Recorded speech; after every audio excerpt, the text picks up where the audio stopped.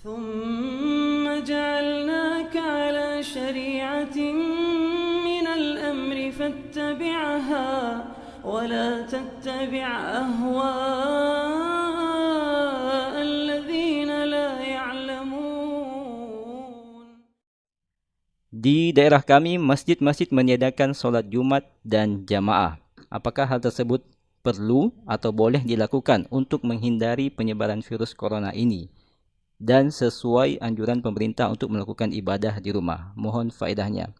Dan bagaimana di masjid-masjid yang para asatizah bina? Apakah masih menjalankan solat Jumat dan solat jamaah? Saya sudah terangkan bahwa hal yang seperti ini harus dibangun di atas fikih yang benar. Jadi pengguguran solat berjamaah solat Jumat itu dibangun di atas suatu kondisi darurat atau keadaan yang diberi udzur di dalamnya. Jadi sepanjang ada himbauan dari pemerintah di dalam hal tersebut untuk tidak solat berjamaah, tidak solat Jumat, maka himbauan pemerintah itu ditaati, didengarkan. Dan itu adalah hal yang dibenarkan. Apalagi kalau memang di daerah tersebut, daerah yang sudah rawan akan penyebaran virus, bahkan sudah tersebar. Maka kalau diambil kebijaksanaan yang seperti itu, maka itu adalah hal yang benar untuk menjaga nyawa manusia.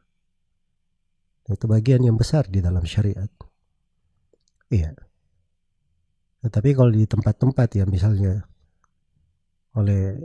belum terindikasi sebagai tempat yang rawan, ya, dan di pemerintah setempat juga belum memberi imbauan secara khusus di dalam hal itu, maka di dalam masalah seorang itu secara pribadi, dia lihat pada dirinya misalnya merasa khawatir, dibahayakan, itu hak dia kalau dia tidak hadir sholat berjamaah, dia tidak hadir sholat Jumat, boleh saja kalau dia memandang untuk dirinya.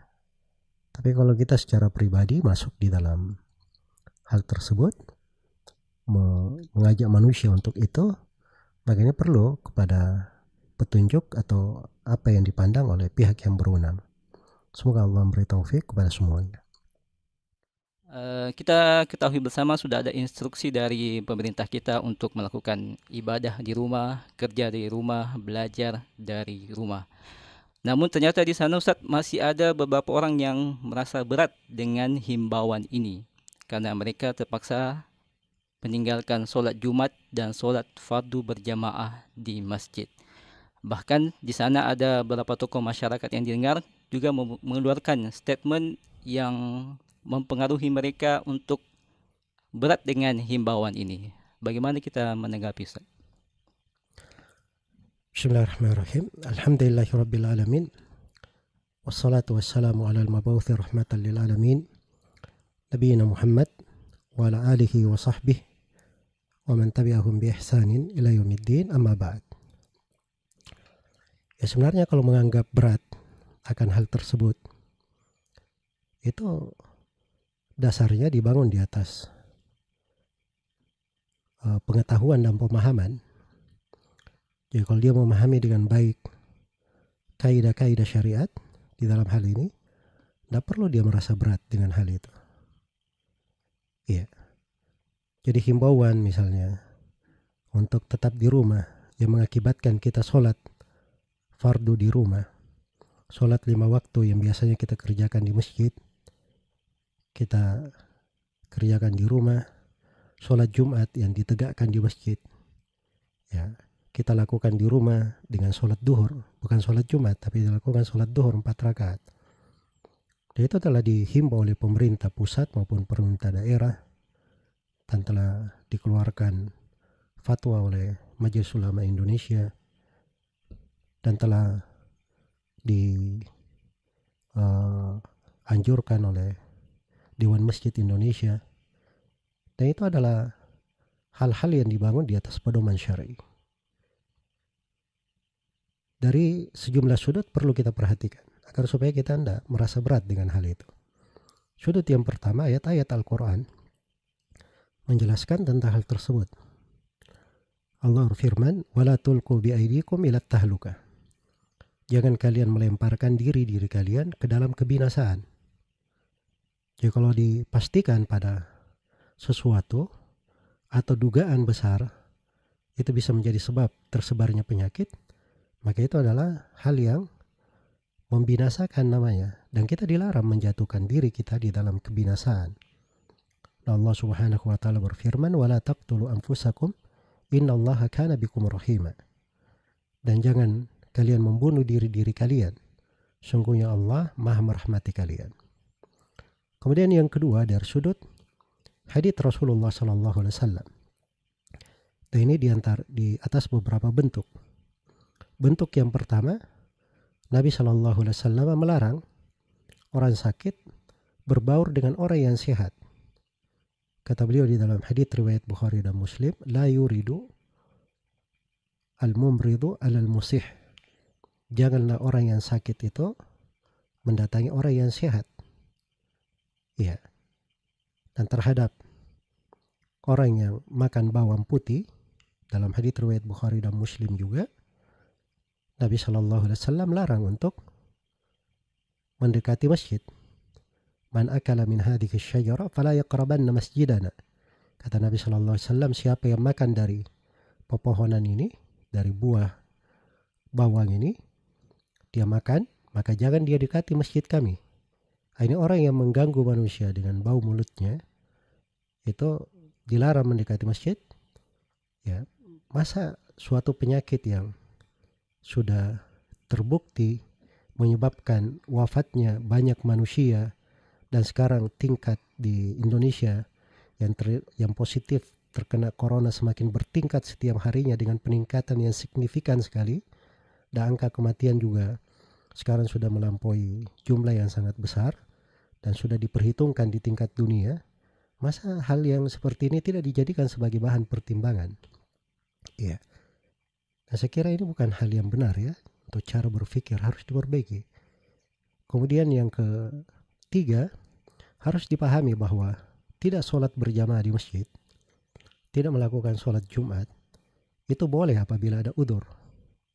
Udzur karena hujan. Ya, dan itu syah dari Nabi sallallahu alaihi wasallam. Kalau karena hujan saja diizinkan, apalagi untuk yang lainnya. Ya, karena itu sepakat para ulama, tidak ada silang pendapat di tengah para ulama tentang kebolehan hal tersebut. Dan ini cukup kesepakatan ulama tentang hal ini. Maka alhamdulillah syariat kita ini adalah syariat yang penuh dengan rahmat, penuh dengan kebaikan. Ya. Kita berniat sesuatu yang baik.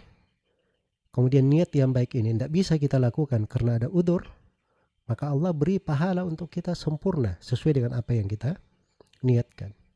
Karena itu di dalam As-Sahih, Rasulullah SAW ketika dalam suatu peperangan, beliau berkata kepada para sahabat bahwa di kota Madinah, ini padahal Nabi dalam perjalanan perang, beliau berkata di kota Madinah ada sekelompok orang, mereka berada di Madinah. Iya. Tapi mereka bersyirikat bersama kalian. Tidaklah kalian menempuh sebuah jalan, menuruni lembah, mendaki gunung, kecuali mereka bersyirikat bersama kalian dalam pahala. Kata Nabi SAW, ulaika qaumun habasahumul udzur. Mereka adalah satu kaum yang ditahan oleh suatu udzur. Dan di dalam Sahih Al-Bukhari dari Abu Musa Al-Asy'ari radhiyallahu taala anhu, Rasulullah sallallahu alaihi wasallam bersabda, "Idza marida al-abdi, idza marida al-abdu aw safar, kutiba ma kana ya'maluhu muqiman sahihan."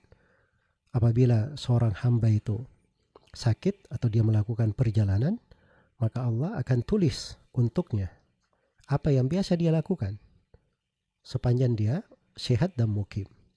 Dan ini syah juga semakna dengan hadits ini dalam Musnad Imam Ahmad dari Abdullah bin Amr bin As. Maka di mana-mana semuanya mempertegas alhamdulillah di dalam hal ini banyak kebaikannya. Dan terakhir yang hendaknya kita selalu ingat bahwa di dalam kebersamaan bersama pemerintah itu terdapat keberkahan. Dan itu adalah salah satu sebab yang menyebabkan umat ini dijaga di atas kebaikan dan dihindarkan dari musibah dan petaka. Karena itulah telah datang di dalam ayat-ayat Al-Quran dan hadits-hadits Rasulullah dalam jumlah yang mutawatir, pendalilan yang sangat banyak sekali perintah untuk menjaga kebersamaan. Maka ini harusnya yang kita pelihara, kita jaga. Semoga Allah Subhanahu wa taala melipat gandakan kebaikan untuk semuanya. Harusnya dia bergembira, dia di rumahnya duduk sesuai dengan konteks syariat, dia mendapatkan pahala. Dia tidak pergi sholat berjamaah, tapi dihitung untuknya pahala sholat berjamaah sebagaimana yang biasa dia kerjakan. Maka ini ujian-ujian itu kadang ada kebaikan, kadang sebuah ujian membawa sebuah nikmat untuk seorang hamba. Semoga Allah memberi taufik kepada semuanya. Wallahu ta'ala.